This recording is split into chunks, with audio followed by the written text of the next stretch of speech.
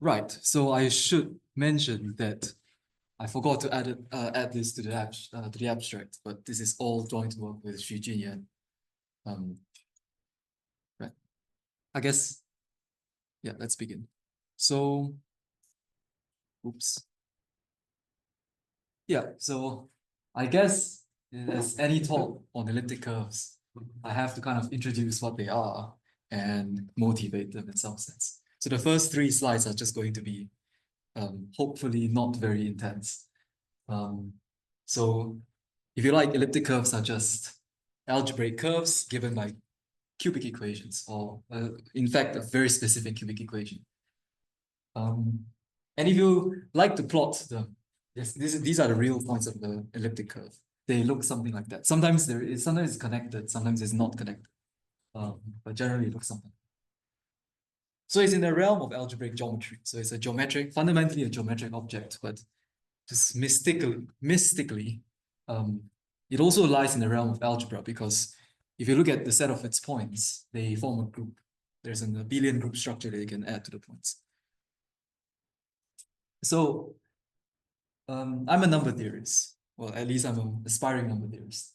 Why should we care about elliptic curves, right? I think my motivation primarily comes from number theory. And so historically, there are all these huge conjectures and huge theorems. I mean, I guess most notably Fermat's last theorem, which kind of, like the way Andrew Wiles proved Fermat's last theorem was to say that elliptic curves are essentially just modular forms, or vice versa. Okay, so that's why we need elliptic curves. Anyways, so there's this thing called the Burton-Sonenthan conjecture, which, if you have not heard of it, it's one of the 7 Millennium Prize problems. If you're able to solve it, you get $1 million, which is one of the hardest ways to get $1 million. Anyways, so, but like, I mean, I'm aware that, not everyone cares about pure mathematics and not everyone is a number theorist. Elliptic curves are prevalent in outside of mathematics. All these computational applications that exist. So the idea is that because it's a group, because it's an abelian group, there's a notion of adding points. And if you add points many times, you get multiples of a point. Getting the original point from a multiple of a point is hard. That's called the discrete logarithm problem. And that's kind of the key behind a lot of, there's this thing called it's just public key cryptography, but there's this thing called, what do you call this? EDRSA or something? I can't remember what it's called.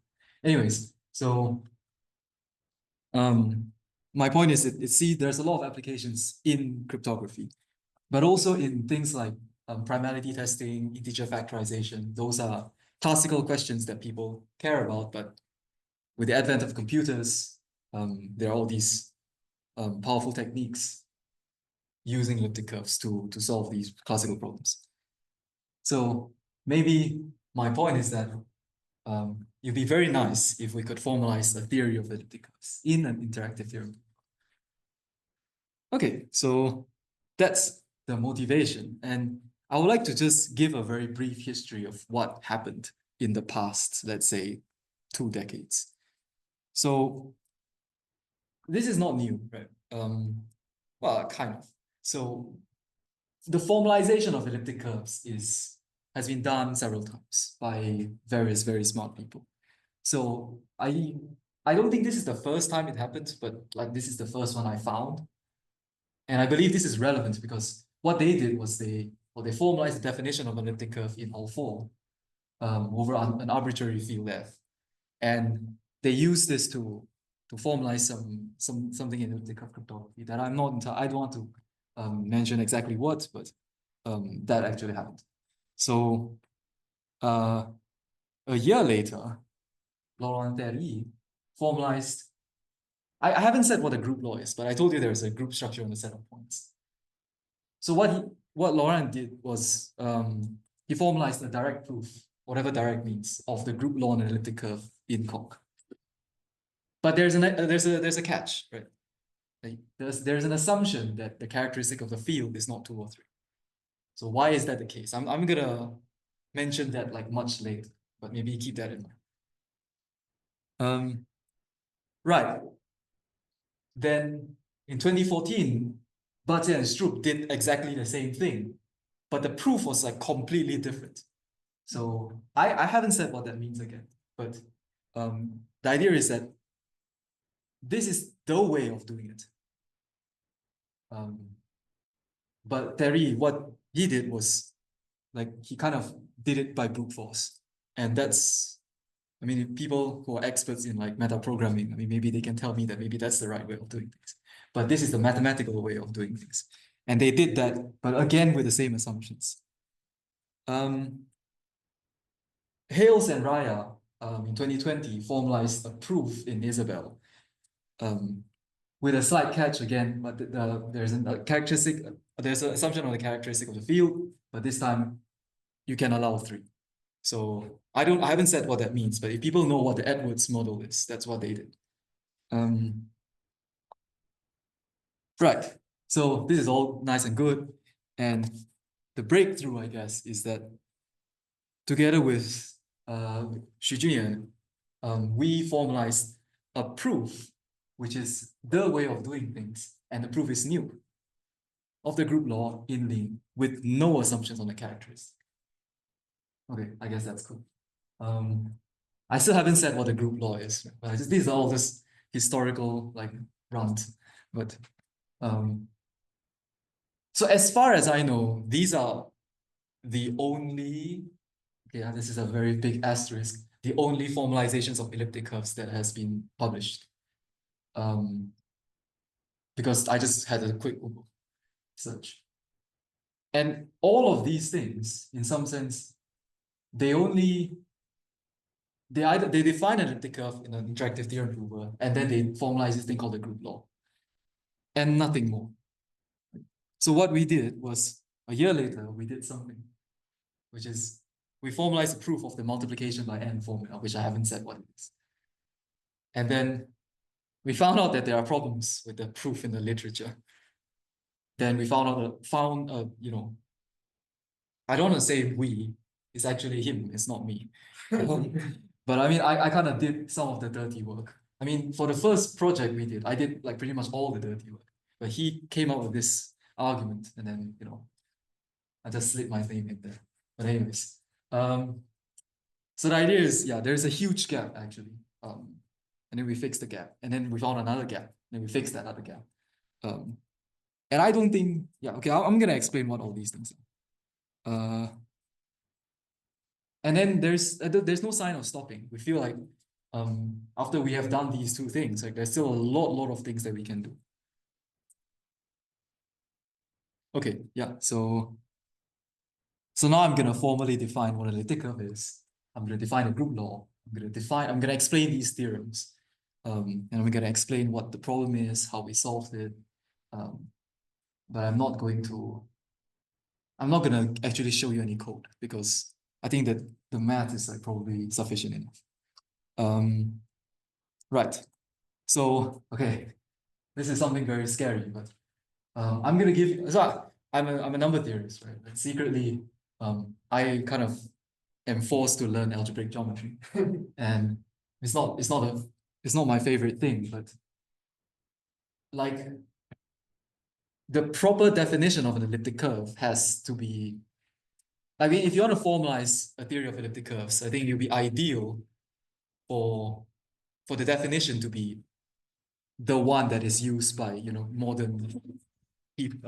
modern mathematicians who work in the area of elliptic curves, which is considered part of algebraic geometry. So I'm going to give you a definition here that is going to be irrelevant, because I'm not going to use this definition, right? But this is the definition. Okay, so that H1 is sheaf cohomology, and I mean, I'm sorry for saying the word sheaf, but you know, you kind of have to. So that's sheaf cohomology. Maybe I shouldn't have said it. I should just leave it as a symbol.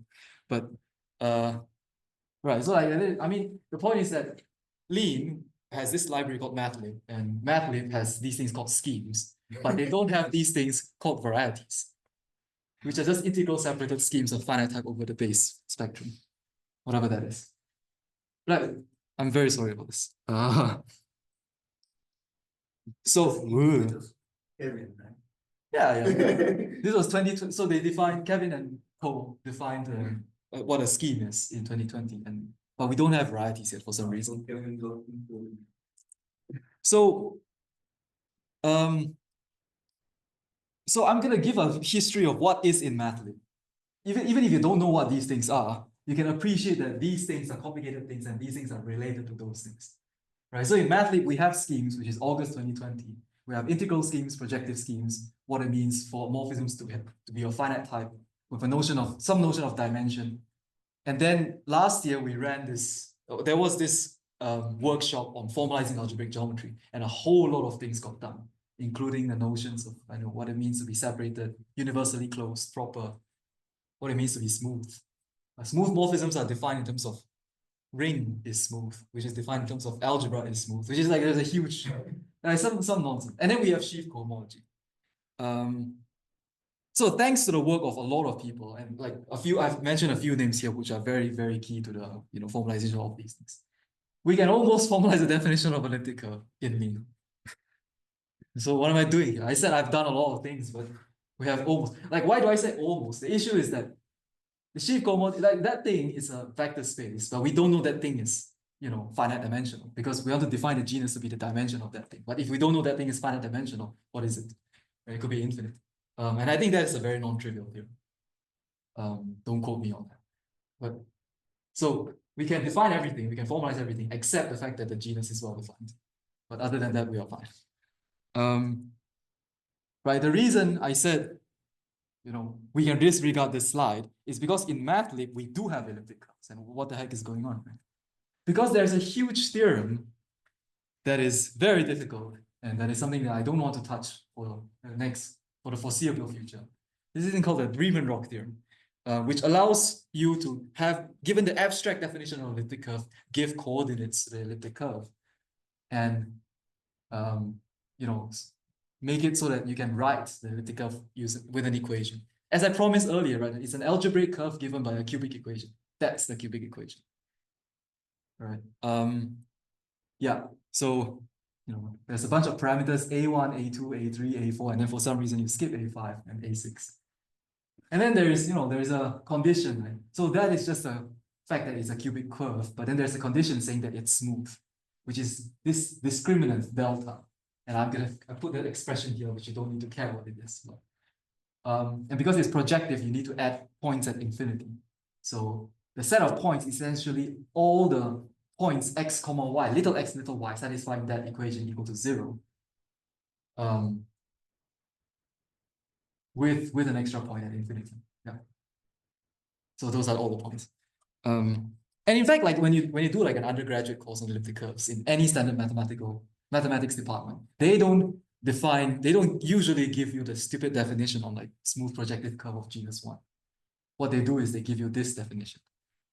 Or at least they will say that, assuming Riemann-Roch, which they will briefly say that this thing is the same as that other definition. But they don't actually prove Riemann-Roch, because Riemann-Roch takes you an entire course to prove. Right, and that's our definition in math.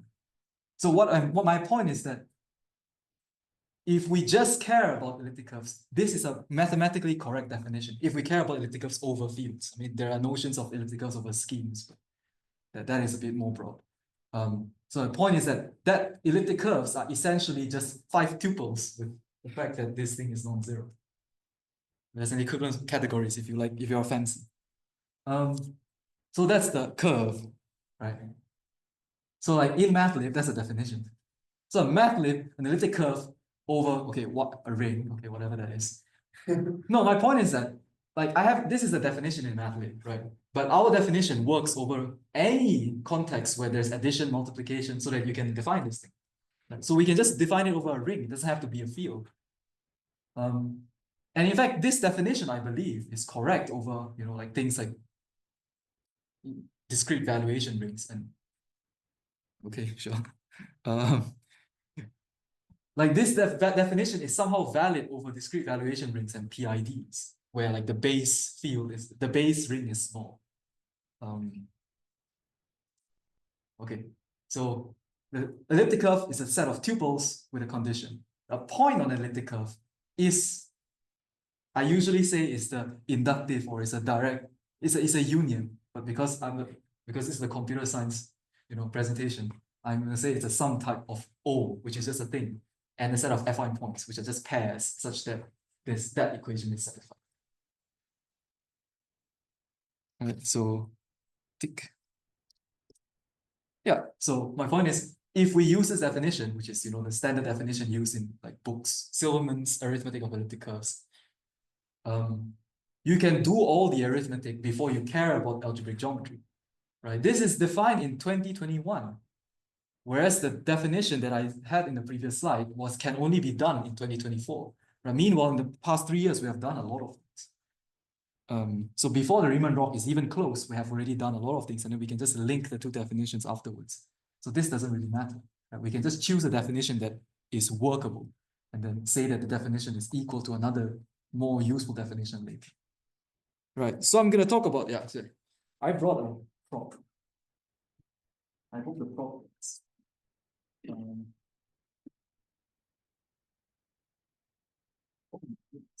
the prop is disgusting. There we go. Right. So, I mean, the people in the online can't see this, but there is a group law, right? Which is a set of points, and it's defined geometrically. So what you do is, if you add the way to add 2 points is you take 2 points. There must be a notion of p plus q. What you do is you draw a line across those 2 points. You will hit a curve in a third point, then reflect it about the x-axis. And then you get that, and that is by definition p plus q. Right? And if the 2 points are the same, you take the limit. What you get is a tangent. So p plus p, you reflect it, and you draw the line. You hit the curve at a third point, which always does happen. And then you reflect it. You get this is by definition p plus p, which is 2p, 2 with the brackets. Right. So the theorem is that this definition, which I've just sketched, gives the curve a group structure, an abelian group structure with identity to point at infinity. Well, you might ask that, okay, what if the line is vertical? If the line is vertical, then it hits P, this other point, and then point at infinity, which is up there, and you can't see. So that is called O. So that's the definition. Right, so because our definition of elliptic curves is very dumb, which is just like a tuple of 5 points, and the points are just x comma y, and there's just some type of O and x comma y. So we have to kind of do this explicitly. We can't say, here is a picture and then accept it, right? So what we do is we define this explicitly by solving equations. So for instance, well, if you want to add 2 affine points, okay, if you want to add an affine point with O, by definition, if you want it to be a group law, then it has to give you the original affine. But if, there are 2 affine points, it's by definition equals x3, y3, where x3 is given by this thing and y3 is given by this thing. That's a result of solving equations. And what is lambda? Lambda is a slope. So lambda is given by, there are 3 possible cases. Either the line is vertical, in which case the slope is infinity, or whatever that is. In Lean, we just put 0 as a jump value. But whenever it's defined, when this thing is when it's a tangent, and this thing is when it's not a tangent. So that's like rise over run. Right. So that's our definition. And given this definition, it just so happens that all of the axioms are very easy to check. You can do this, I mean, they are very easy, with a very, very notable exception of associativity. That's terrible. Okay, why is that terrible?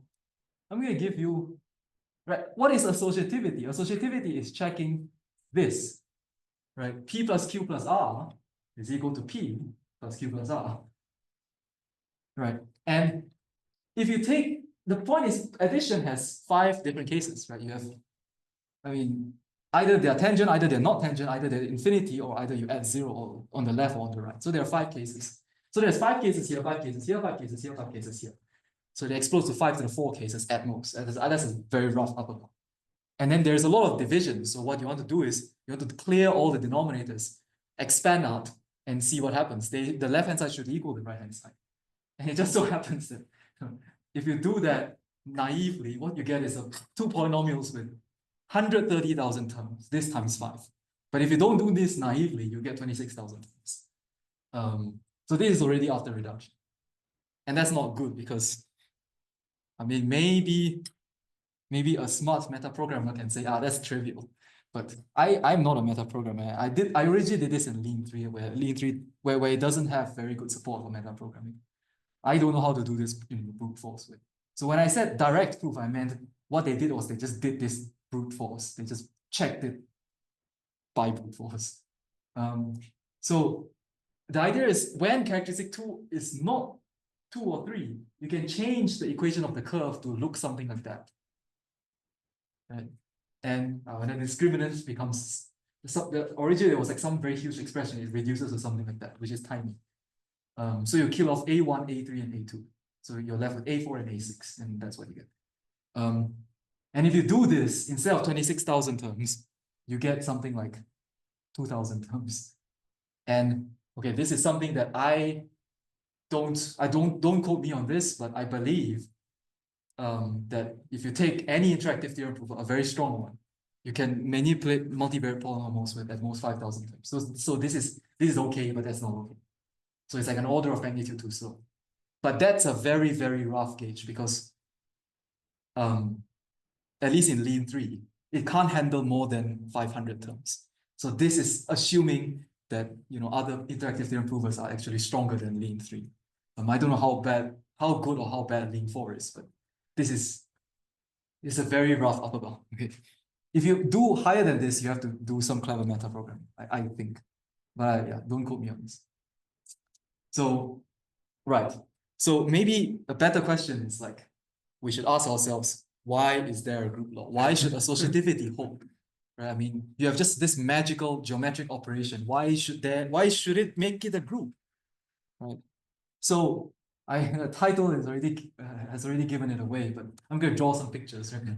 So an elliptic curve, there shouldn't be an S there. An elliptic curve is just a complex torus.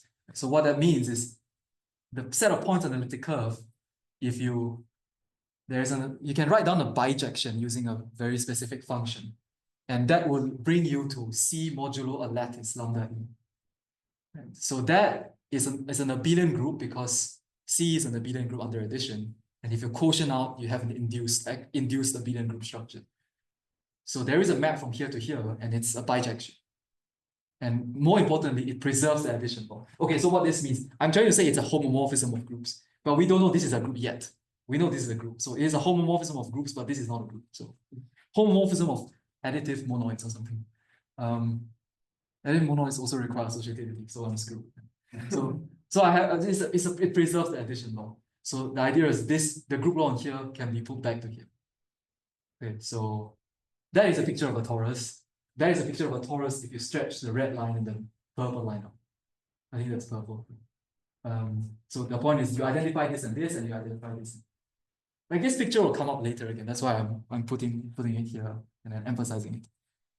Right. Then if you don't want to work over C, you want to work over an arbitrary field. Again, there's this theorem called Riemann-Roch, and Riemann-Roch allows you, other than giving coordinates, it allows you to identify EF for any general field F with this thing called the degree 0 Bay divisor class group or the degree 0 Picard group. And this thing also preserves the addition. I'm not going to define what these things are, but I'm going to give you an analog that I can define. So mathlib does not have divisors, does not have Bay divisors. I'm guessing it can probably be defined today, but like I have not looked into it. But in 2021, I don't think this is yet possible. Or at least it's going to be very annoying. But we have ideals, and we have rings, we have ideals, we have integral domains, and we have this thing called the ideal class group, which is the abelian group of fractional ideals that are invertible.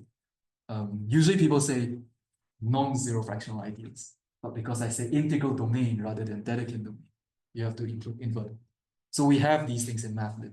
These are purely algebraic objects. So from something that's algebrogeometric or geometric, I said that there is this thing called class group, which is purely algebraic. And it just so happens that this is the algebraic translation of that thing. Right, so the map from EF to pick translates to the map of EF to the curl of the where D is this particular integral domain. It's called the coordinate ring of E, but I don't want to introduce more vocabulary. So that's just fxy mod by the equation. And what you do is you send O to the trivial class, and you send x, y to capital X minus x, capital Y minus y. So that's an ideal, and you can show it's invertible. And so this is well defined. You can show, it preserves addition and so on. So all this is known. Okay, so I say this is an algebraic translation, but this is known. So the fact that this is the same as that is known. The fact that that translates to this is known. What is not known is apparently there is a way to prove this that only uses linear algebra. I don't know. Yeah, I didn't come up with this. So my co-author came up with this. And yeah, you just need to know that, if you have a map of algebras and you have a norm, I think that's enough. And then so we formalized this and then we published it in ITP. So that's exactly what we did. Is there anything else? I don't know. Yeah, I guess there we go, right?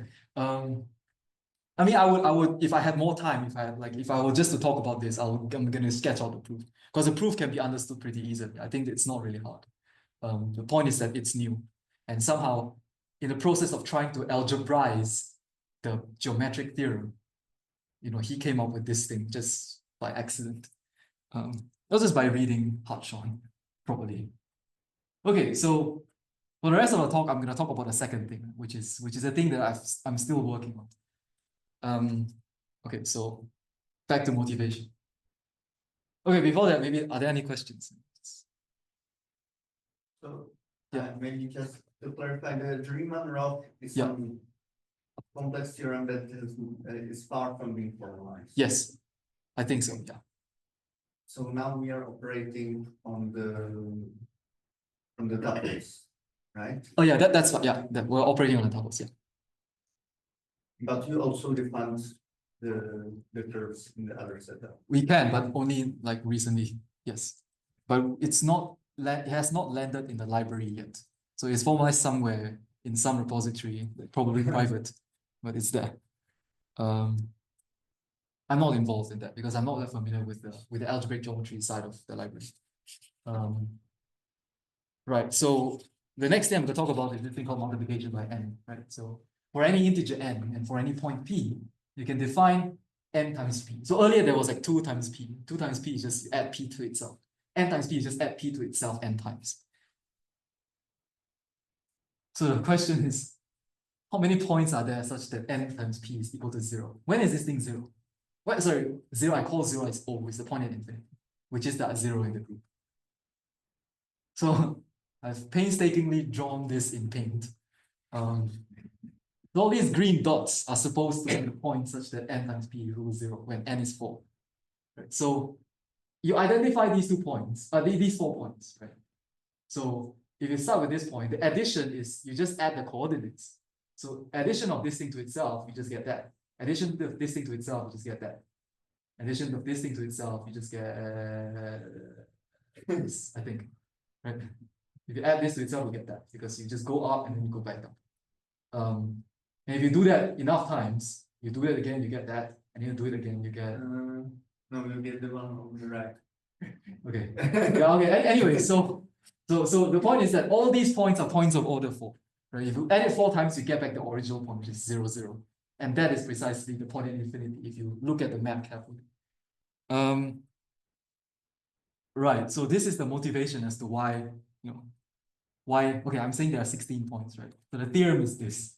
So if you define this set, this subgroup, to be the point such that n times p is equal to 0, that's just the kernel of n. So that is indeed, because this is the homomorphism. So that is just the kernel of this homomorphism. So the kernel of homomorphism is isomorphic to, it's a two-dimensional, or it's a two-dimensional z over n vector space, or z over n modulo. It's of rank 2. Right? Okay, there's an assumption that the characteristic cannot divide n, and you have to instead of f, you have to look at the separable closure. You have to look at the algebraic closure of that. And that's a theorem that I want to formalize. Why? Well, because it's a very fundamental theorem. Okay, so I just drew a diagram. So when n is p, the characteristic is not p, right? You can, I mean, this is by the theorem, this is isomorphic to that. This is isomorphic to that. This is isomorphic to that. And then there are maps going horizontally. This going to that, you just multiply it by p, multiply a point by p, you get that. If you multiply by a p squared point, you get a p point. If p cube point, you get a p squared point. And you can reduce mod p in each case. And this map is it commutes. Whatever. Then we can take inverse limits on both things.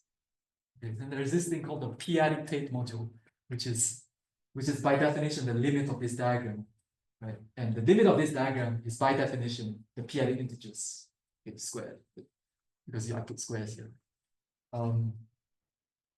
So what this theorem gives you is that this is isomorphic to that. So the p-adic Tate module is a two-dimensional p-adic Galois representation. Oh, I didn't say Galois. So it's a two-dimensional rank. It's a rank 2 ZP module. But the point is, if you look at all the arrows and then you look at the Galois action, you get a Galois representation. So I'm going to put a bunch of things here, right? So this makes, like, I mean, Galois representations don't come for free. Right? This is one of the things which are kind of natural in nature.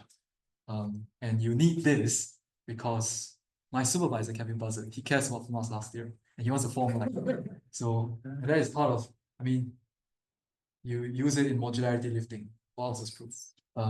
It's part, I mean, you need this for Mordell-Weil theorem, the Tate's isogeny theorem, and basically Falting's. It's in a statement of Sayre's open image theorem, and you kind of need it in the BSD conjecture, but like not really. Okay, so these are just like, I put footnotes because they are not too important. So this is perhaps enough motivation to explain why this is a very, very fundamental theorem in the arithmetic of elliptic curves. So this is not just elliptic curves as geometric objects, but this has some arithmetic content, I argue, because we care about characteristics. Right. So the way to do this, or one of the ways to do this, is given by Silverman in his book, The Arithmetic of Elliptic Curves. But he gives it as an exercise. It's terrible. So this is a 7-part exercise. I put part B. Part B is this thing. Okay, so you take an affine point x, y, multiply by n. That's what you get. That's precisely the formula. So I have given it phi n, psi n, omega n, psi n. What are these things? I haven't defined these things. I'm going to define them. So I say someone gave definitions. Right, and then the reason why I say this is a good way of proving it, because first of all, it's characteristic agnostic. It works over any field, not just C, because C you need uniformization. But we don't want partial P functions, not yet, at least. And these things feature in Schroff's algorithm, which is an algorithm for counting points in finite fields. That's a very useful thing, apparently. I'm not very familiar with it. But...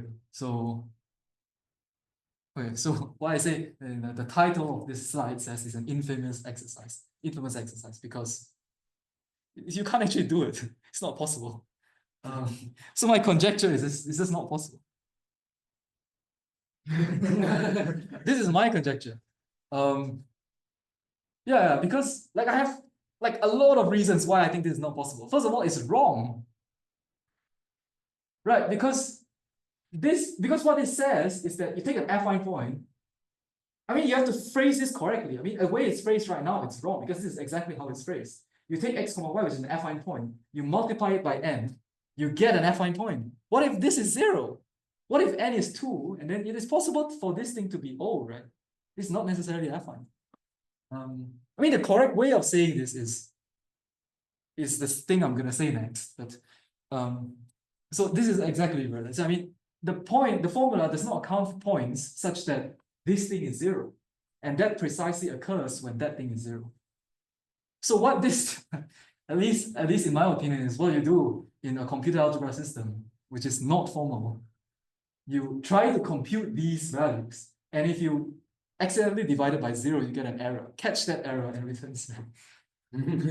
At least I think that's one way of doing it. But you can't do that in a formal system, right? So the correct way of doing things is using projective coordinates. So like instead of stating like an affine point, you do this, right? And then the point infinity O, if you do things correctly, it becomes that. So we have this in Mathlib, like 2,500 lines of API written from like scratch, and that's like very, very annoying. So the only reason I did make this slide is because I did a lot of work, but otherwise this is not too important. Yeah, but also instead of just this, there's a more natural way, because like if you look at this, it's a square and there's a cube, right? If you work in weighted projective coordinates, it's a bit nicer. So if you weight the projective coordinates as 2, 3, 1, then what you get is just 5 omega psi. And in Mathlib, we have a thing called Jacobian. I use the word Jacobian because people in cryptography use the word Jacobian to refer to projective coordinates with these weights. Yeah, and then the point of infinity of instead of 0, 1, 0, you have 1, 1, 0. So we have both of these things. Right. Okay. Yeah. So I'm gonna do it. What I'm gonna do is I'm gonna define psi, omega, and phi. Right, so psi is this. So first of all, it's a horrible definition because it's very long. Like it's not important what they are, right? But maybe the point is that you have 5 base cases without the negative ones. If you just induct over n, this is a strongly recursive function. Because first of all, you take 2n, you define it in terms of lower things, which are not necessarily just 2n minus 1. And it's odd and even. And you have 5 base cases, and you have this negative. So you can imagine that when you want to do anything about this, you want to have a custom recursor. It's just absolutely horrible to formalize. But this is already done. But more importantly, this is very scary because what is this doing? This is division. I say this is a polynomial. How do you know this is a polynomial? It's not obvious that it's a polynomial. You have a numerator, which is find a polynomial, and then you divide it by psi 2. So it is a polynomial because both of these things can be divisible by psi 2 if you allow division. But then before we allow division, we have to define this thing. But we can't define this thing without defining this thing. And to define, you just get a cycle. Right? So this is a problem, right? I got stuck. I was like, okay, why don't you say you define division as the polynomial divided by this thing if it can be divided. If it can't be divided, return 0. And then people didn't like it because that's like very ad hoc or something. So what we did in Mathlib at the end is that we define this in terms of some polynomial capital psi n, which is univariate, such that is that when n is odd, and that is psi 2 times psi n when n is even. And this thing, I'm not going to give the definition of this because it's just implementation details, right? But this thing is basically the same as that, but without this extra term. This thing is 1, and without this. And this thing becomes a bit more complicated because you have to look at the cases where you have to look at n mod 4. It's going to be it's going to recover this definition, but now you can define this without any division. Okay, so phi n is easy. Right? Phi n is just by definition that. But this, okay, I mean, I have this one slide. There's a lot of empty space, so I just decided to fill in with some stuff. Right? So phi n is this defined in terms of capital phi n. So I put capitals to be the univariate versions of the multivariate thing. Right? So this is bivariate. This is not univariate.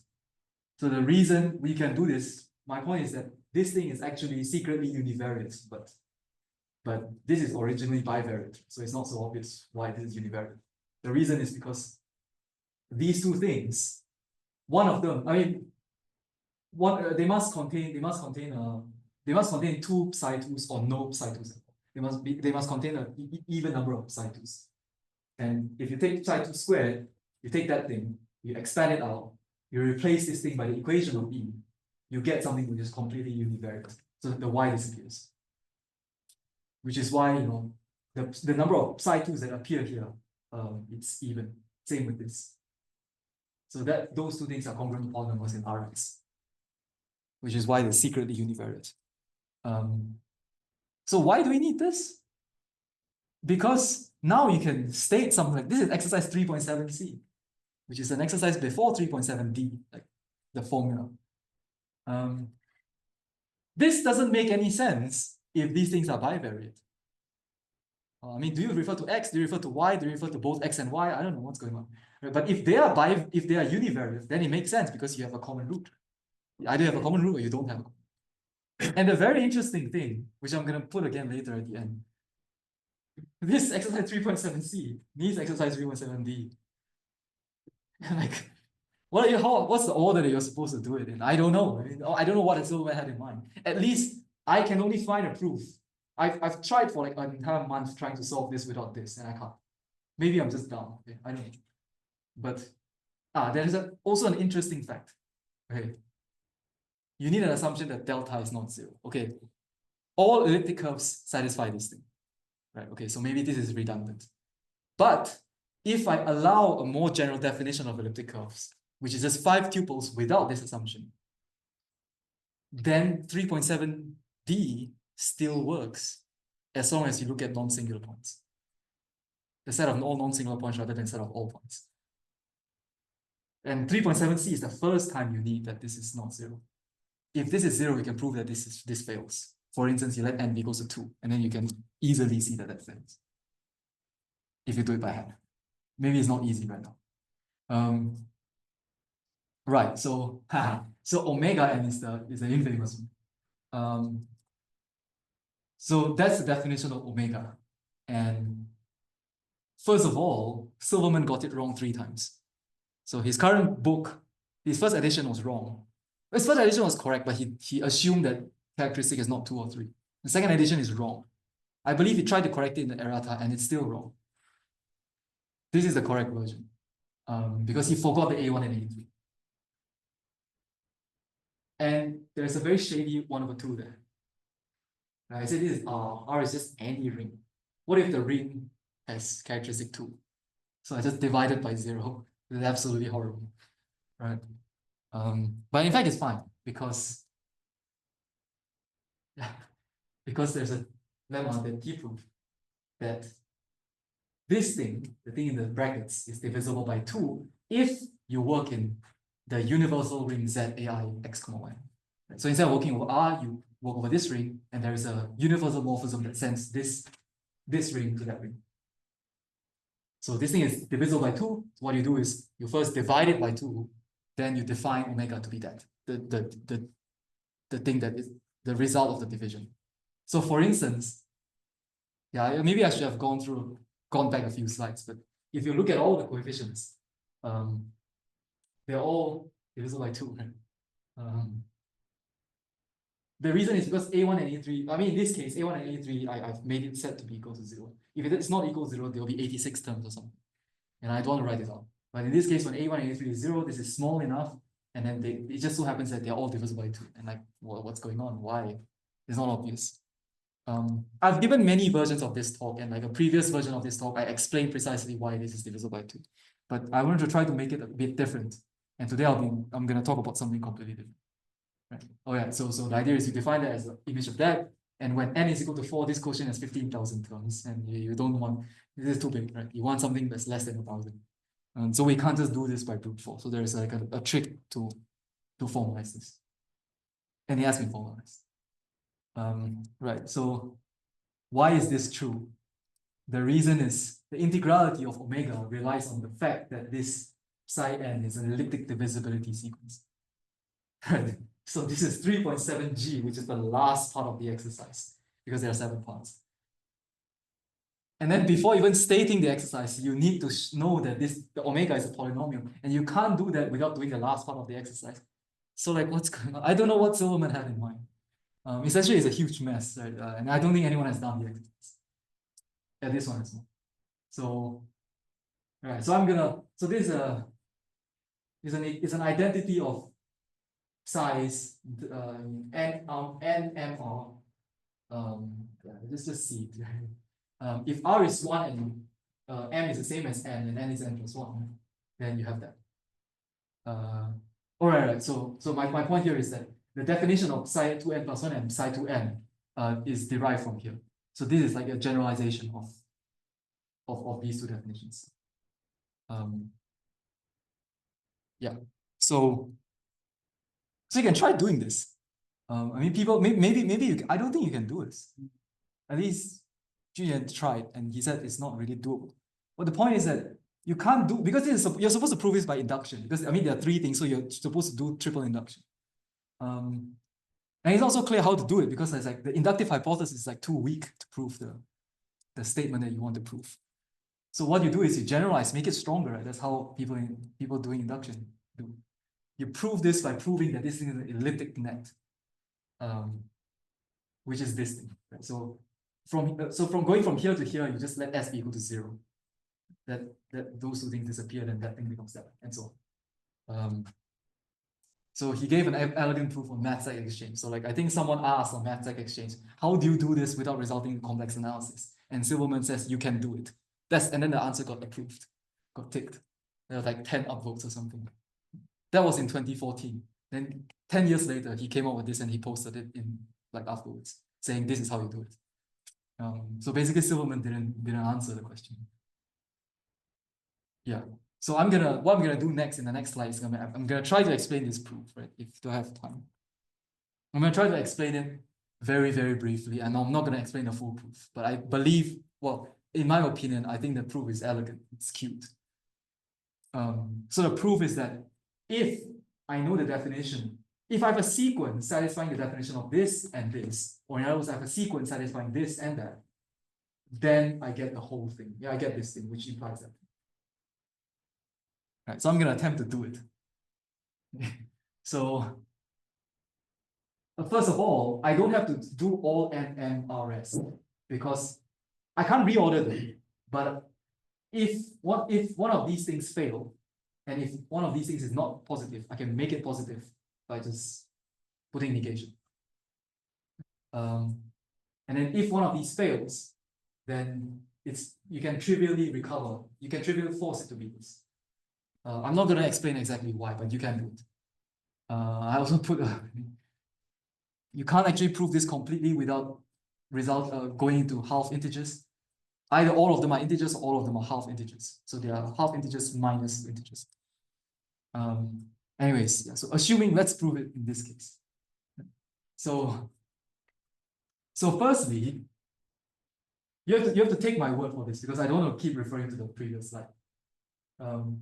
You can show that this thing is equivalent to this thing. Right? So En has like all these plus minus terms. So what you do is you plus the first two terms, then plus the second two terms, and you minus the first two terms, and minus the second two terms. You realize that these two things add up to the same as the addition of these two terms, and so on. So that's why this is true if and only if that. Or if I want a fancy way, if you know lean enough, there's a tactic called linear combination, and this is what it is doing. I'm saying that these two things are equal if you move everything to the left-hand side and you remove the zeros. Right. And right, so what we do is I want to say I first prove the base case, which is when this is 1 and this is 0.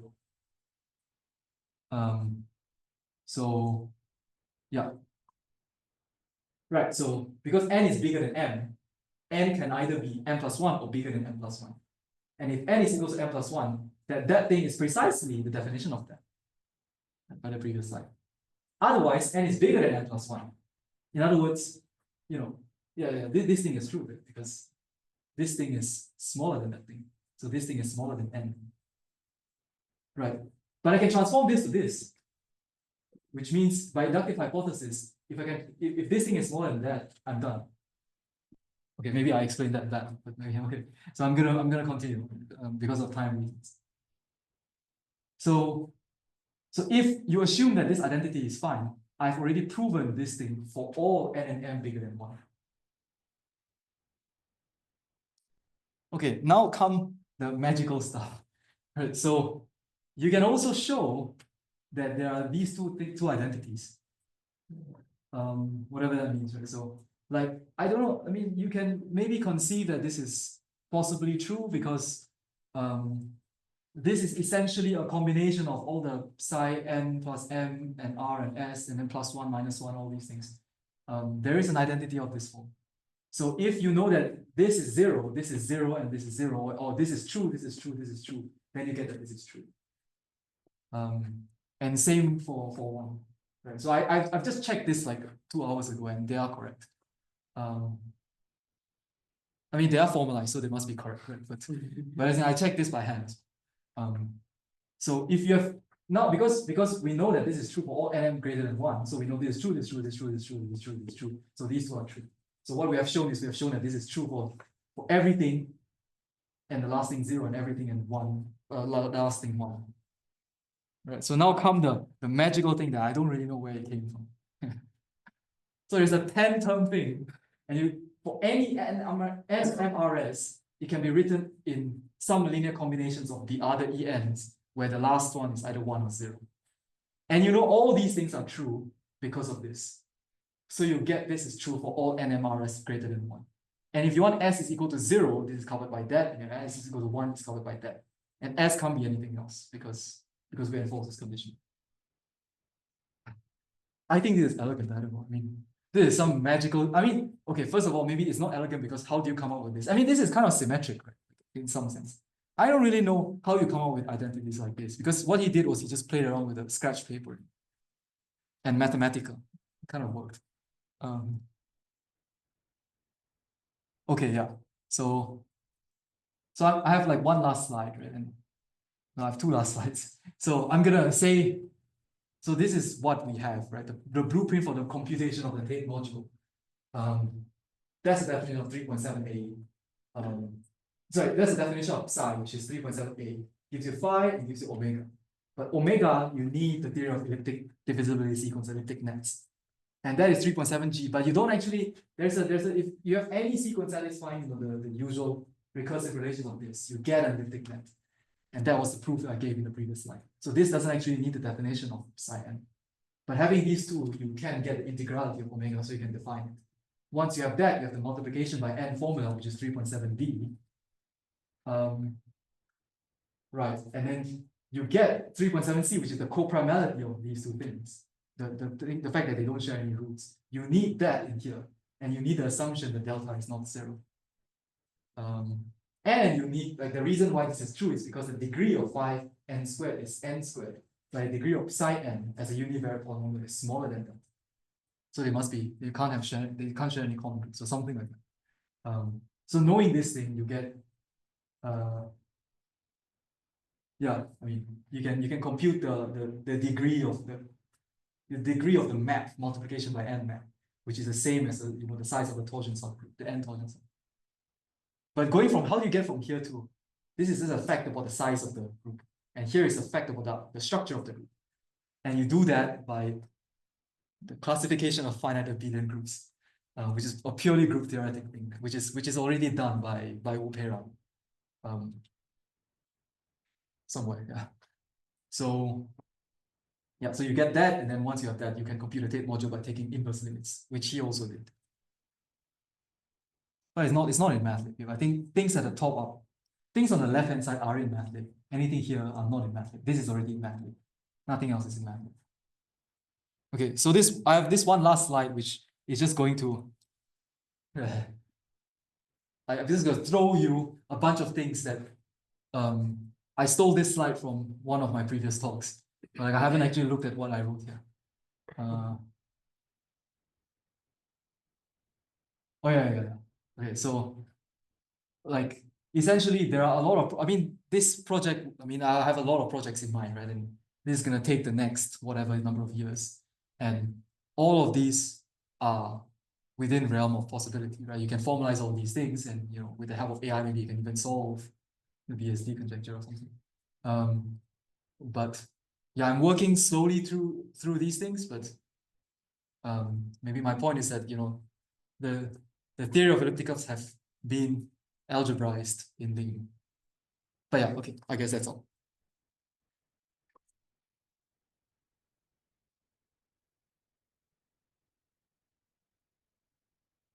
Thanks, sir. Are there any questions?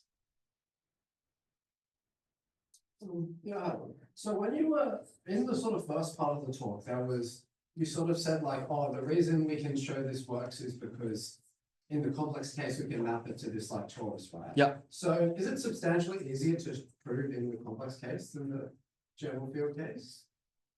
Right, so perhaps, right? But the issue is I don't know the entire proof, but I know that you need to develop the theory of Weierstrass P functions, elliptic functions. You need complex analysis, and complex analysis is not very rich in Lean yet. Oh, okay. So someone is trying to do it. You can do it probably formally by like looking at power series and just doing it algebraically, but I don't know if that is easy. And I mean, we want to prove it over an arbitrary field. So if you know the result for C, is there a way to make it characteristic P? I don't Well, I know. kind of thought there would be, right? Because C is like, if a non-equality holds in another field, you should also be able to like bring that non-equality back to C, right? Because you can just build lots of like algebraic independent elements that do what the things you had in your other field. Yeah. So it might be possible. Yeah. Yeah, I don't know, but we still need the Weierstrass P But yeah, function, that which does is- make sense that all the complex analysis Yeah, stuff. yeah. Okay. Probably the answer this why we're not late. Did you develop all of this in method 3? So the group law, which is like the first half of the talk, they're all in Lean 3, then we ported it to Lean 4. Everything else is Lean 4. You said something about like the right side, the previous slide was not done in MATLAB. So Yeah. was that including finite Boolean groups that haven't been done in that? Oh, sorry. The classification of finite Boolean groups is in MATLAB. The classification of like all principal ideal domains. I can't remember. There was like some modules over principal ideal domains are already in MATLAB. So it's a much more general version. The theorem is that if you have a group of size whose whose n torsion subgroup is of size n to the d, then you automatically get that. That is not yet in MATLAB. You need some work. I mean, it follows from the classification, but you need to. So you're saying the structure theorem is, but the Yeah, the structure theorem is, but this specific theorem isn't yet. But it should land like, I don't know, give it a week and a few people to do it, it's done. I mean, it's already done. Peran has already done it, but it's like in his private repository. Yeah. I just check it out. Sorry. You said that the dimension of the sheet form is really hard to formalize, so that it's well defined. Yeah. So difficult to actually. Oh, I should know this, but I forgot. So I think the reason is so the dimension makes right. The very weird thing is that in Lean you have all these. If a thing is not finite and you want the output to be a natural number, if it's infinite, return 0. Otherwise, return the actual number. So we have dimensions of vector spaces, but it returns a cardinal. So it could be infinite, right? But if you want a natural number, if you want to define genus 1 or something, I mean, you want it to be a natural number, so you want it to be, finite. And to prove that it is finite, you want to prove that it's finite dimensional. I think that is a hard theorem. I think.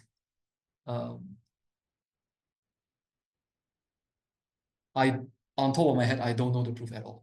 Why the dimension of H1 is finite. But I think it's true. As long as your sheaf is like coherent or something.